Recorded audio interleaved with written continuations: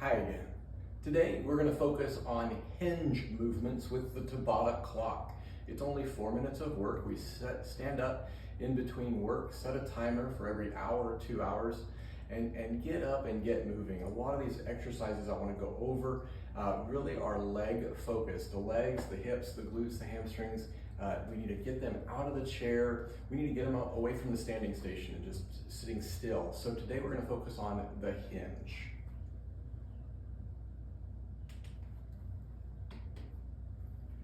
Feet about shoulder width. I'm turned sideways because I want you to see how I keep my back flat and my palms into my thighs. And then we just bow, keeping the legs as soft knees straight but slightly bent. And then squeeze the butt and stand it up. You're going to feel a stretch in the back of the legs, maybe under the behind the knees. We're going to squeeze the glute, stand it up, and then rest. Now when we're pressing our hands into our thighs, we're engaging all of these muscles back in here. And those are part of the shoulder girdle.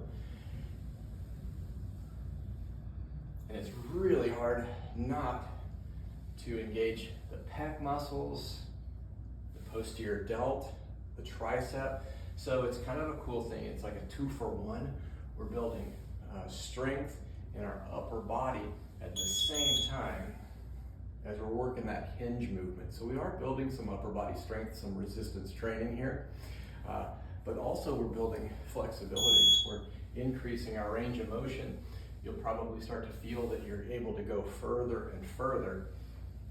You may not be able to touch your toes right off the bat, and that's okay because typically when we're rounding forward, a lot of what we're doing is we're rounding in our backs, not in our hips. And so this opens those hips up, again, stretching the hamstrings out.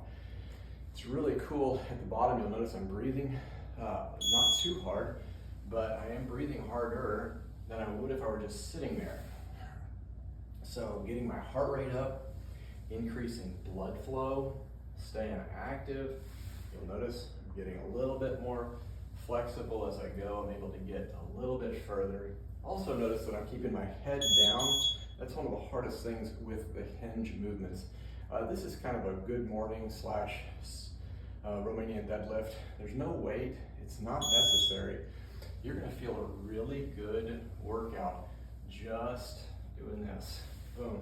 What I like about the movements that we're gonna go through with the squatting and the hinging is that we're standing up. We're bipedal, which means we stand on 2 legs. We walk and run on 2 legs.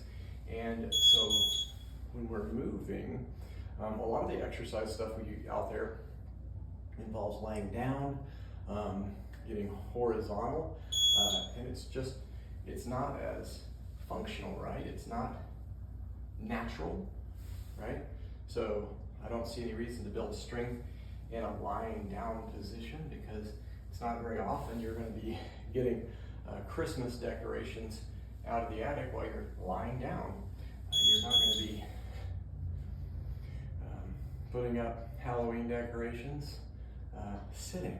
So I like these leg strengthening movements to be in the standing position. And these aren't movements that I've made up by any means. It's just these are the ones that I like to focus on. So this feels great. It's kind of crazy. I'm not going super fast, and you don't have to go super fast. But if you were to really focus on accumulating reps here, you'll be sore. You'll go to the back of the legs, the glutes. This is 8 rounds. Very easily, you could get 5 to 10 of these per round. Now, if you got 10, you might be a little bit dizzy. Speaking of, we're getting that head bowed, so working on that vestibular system as well at the same time. So pretty cool. And that was it. That simple.